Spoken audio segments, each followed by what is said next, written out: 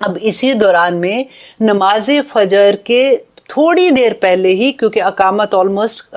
جیسے سٹارٹ ہو رہی ہوگی، تو اس سے پہلے ہی وہ لوگ دیکھیں گے کہ ان کو مینار پہ حضرت عیسیٰ علیہ السلام نظر آئیں گے، اور حضرت عیسیٰ علیہ السلام امام مہدی جو ہیں وہ حضرت عیسیٰ علیہ السلام کو اس کی دمشق کی جو جامع مسجد ہے نا اس کے مینار پہ نظر آئیں گے۔ تو امام مہدی جو ہیں وہ حضرت عیسیٰ کو نماز پڑھانے کی دعوت دیں گے۔ حضرت عیسیٰ امام مہدی کو کہیں گے کہ نہیں، آپ ہی نماز پڑھائیے، اور وہ ان کے پیچھے نماز پڑھیں گے۔ اب کیا ہوگا کہ دجال جو ہے وہ 70,000 یہودیوں کا لشکر لے کے پورے شہر کا محاصرہ کر لے گا، اور وہاں پہ پھر کیا ہوگا کہ حضرت عیسیٰ کا تو نزول ہو گیا، اب حضرت دجال جو ہے وہ حضرت عیسیٰ علیہ السلام جو ہیں وہ اب اپنی فوج کی قیادت کریں گے، اور وہ دجال کی جو جنگ ہوگی اس کے لیے وہ نکلیں گے۔ دجال جیسے ہی حضرت عیسیٰ علیہ السلام کو دیکھیں گے تو وہ بھاگے گا وہاں سے، اور وہ لد کے مقام پہ جا کے حضرت عیسیٰ علیہ السلام اپنے نیزے کے ساتھ اس کو قتل کریں گے۔ اب کیا ہوگا کہ اس کے قتل کرنے کے بعد جو یہودی تھے وہ سارے بھاگیں گے اپنی جان بچانے کے لیے۔ تو اس وقت نبی صلی اللہ علیہ وسلم نے فرمایا تھا کہ ہر درخت اور ہر جو پتھر ہے وہ یہ پکارے گا کہ میرے پیچھے یہ ہے اور اس کو قتل کر دو، اور تمام یہود کو قتل کر دیا جائے گا، اور سوائے جو بچیں گے وہ سارے کے سارے مسلمان ہو جائیں گے، اور وہ حضرت عیسیٰ علیہ السلام کے ساتھ سارے لوگ ایک ہی طرح سے اسلام کے اندر داخل ہو جائیں گے۔ امام مہدی کا دور خلافت جو ہے وہ 7 سال تک ہوگا، اور اس کے بعد وہ ان کی موجودگی، حضرت عیسیٰ علیہ السلام کی موجودگی میں ہی ان کی وفات ہوگی، اور وہی ان کا نماز جنازہ بھی پڑھائیں گے۔ اچھا جی، اب کچھ مدت کے بعد اللہ سبحانہ تعالیٰ حضرت عیسیٰ علیہ السلام کو یہ وحی کریں گے کہ آپ اپنے جو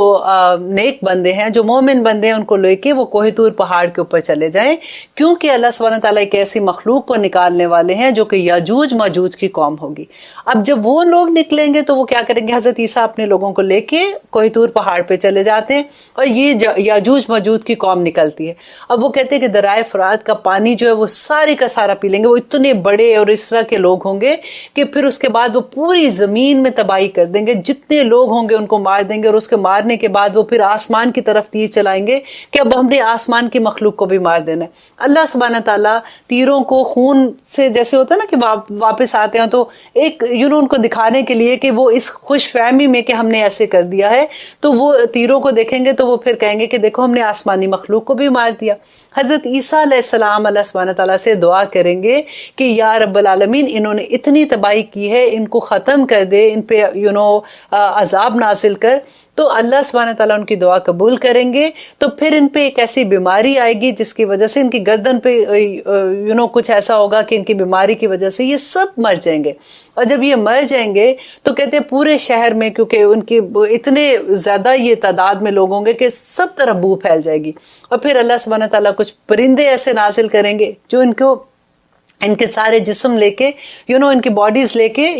چلے جائیں گے۔ اب پھر پورے شہر میں اتنی زور سے بارش ہوگی کہ پورا شہر صاف ہو جائے گا۔ اب یہاں تک کی سٹوری آپ لوگوں نے اچھے سے یاد کر لینی ہے، تاکہ آپ اپنے بچوں کو بھی ایز اے سٹوری سنائیں گے تو آپ کو بھی اچھا لگے گا اور بچوں کو بھی اچھا لگے گا۔ اور اس کے بعد کیا ہوگا کہ اللہ سبحانہ تعالیٰ کہتے ہیں پھر ہر طرف خیر و برکت ہوگی، اور ایک انار جو ہے وہ پوری جماعت کے لیے کافی ہو جائے گا، ایک گائے کا دودھ پورے قبیلے کے لیے کافی ہوگا۔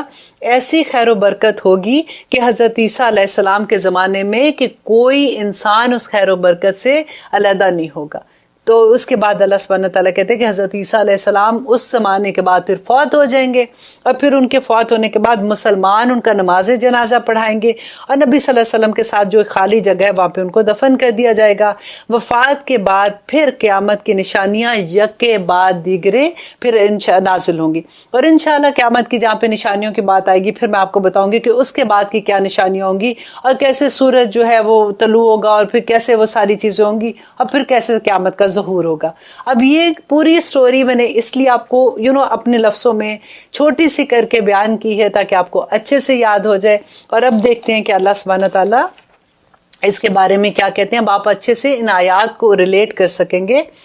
کہ اللہ سبحانہ تعالیٰ کہتے ہیں وَإِن اور نہیں من اہل الکتابی اہل کتاب میں سے کوئی الا مگر لیؤمنن کہ وہ ضرور ایمان لائے گا بھی اس پر کس پر عیسیٰ علیہ السلام پر قبل الموت ہی اپنی موت سے قبل. اب آپ کو یہ پتہ چل گیا نا کہ اس آیت کا کیا مطلب تھا کہ ان کی موت سے پہلے عیسیٰ علیہ السلام کے موت سے پہلے سب لوگ ان کے اوپر ایمان لائیں گے, سب مسلمان ہو جائیں گے. وَيَوْمَ الْقِيَامَةِ اور قیامت کے دن یکون وہ ہوگا علیہم ان پر شہیدہ گواہ ہوگا. فَبِظُلْمٍ پس بوجہ ظلم کے من الذین ان لوگوں کے جنہوں نے حادو جو یہودی بن گئے حرمنا حرام کر دی تھی ہم نے علیہم ان پر طیبات پاک چیزیں اور حلت اور جو حلال کی گئی تھی لہم ان پر. کہ اللہ سبحانہ تعالیٰ یہاں پہ کہتے ہیں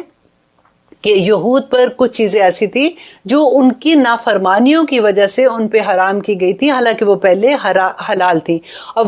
وابی صدہم اب بوجہ اس کے کہ وہ روکتے تھے عن سبیل اللہ اللہ کی راہ سے کثیرن بہت سے لوگوں کو اللہ کی راہ پہ چلنے سے روکتے تھے. کیونکہ آپ نے پڑھا نا ان کے بارے میں کہ ان کے علماء میں سب سے بڑی خرابی آ گئی تھی کہ وہ غلط فتوے دے دیتے تھے. لوگ جب ان سے پوچھتے تھے کہ ہم نے یہ کام آپ ہمیں بتائیں, کیونکہ توراہ ہر کوئی تو پڑھ نہیں سکتا تھا. تو اسی طرح سے آج دیکھیں ہمارے بھی تو یہی ہے نا کہ جب ہم قرآن پڑھتے ہیں لیکن ہمیں سمجھ نہیں آتی ہے, جب ہم نے کوئی بات پوچھنی ہوتی ہے تو ہم پھر جاتے ہیں کسی مولوی سے پوچھنے, کسی علماء سے پوچھنے, یا جہاں بھی ہماری ریچ ہوتی ہے, جو گاؤں میں رہتے ہیں آپ سوچیں وہ اسی طرح کے لوگوں سے پوچھتے ہیں جو جس طرح کے بھی لوگ ہوتے ہیں. اب کیا ہوتا تھا کہ علماء اس زمانے کے جو تھے وہ تھوڑے سے پیسوں کی خاطر, جو اللہ سبحانہ تعالیٰ نے بتایا بھی قرآن میں کہ وہ فتوے بدل دیتے تھے, وہ اللہ کی بات کو بدل دیتے تھے. اور سب سے بڑی خرابی ان میں یہی آ گئی تھی کیونکہ وہ پھر ان کی بات سنتے تھے اور پھر وہ اسی طرح سے انہوں نے پورا دین ہی بدل دیا تھا. تو اللہ سبحانہ تعالیٰ سے دعا کرتے ہیں کہ اللہ سبحانہ تعالیٰ ہمارے علماء کی حفاظت کرے,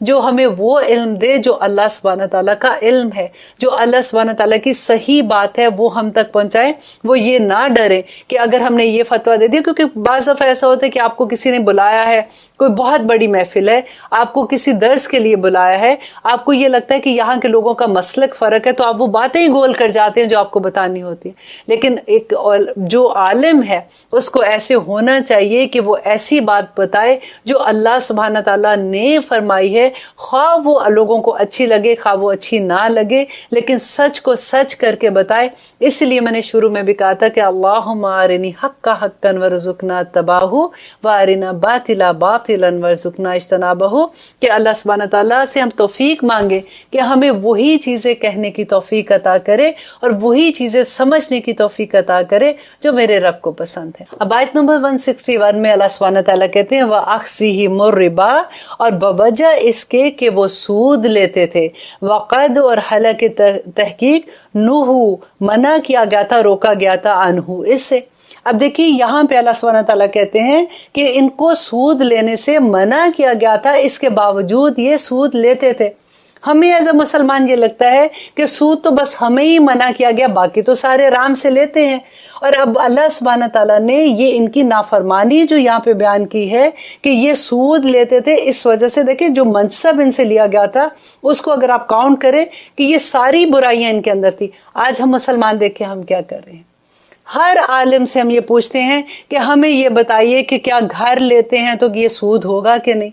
کیا ہم بزنس میں پیسہ لیتے ہیں بینک سے یہ سود ہوگا کہ نہیں, کیا ہم کریڈٹ کارڈ یوز کرتے ہیں یہ سود ہوگا کہ نہیں. ہمیں کوئی نہ کوئی ایک ایسا عالم چاہیے جو ہمیں یہ فتویٰ دے دے کہ یہ سود نہیں ہے تاکہ ہم کر سکیں. تو اللہ سبحانہ تعالیٰ کی آیات کا کیسے انکار اور کریں گے.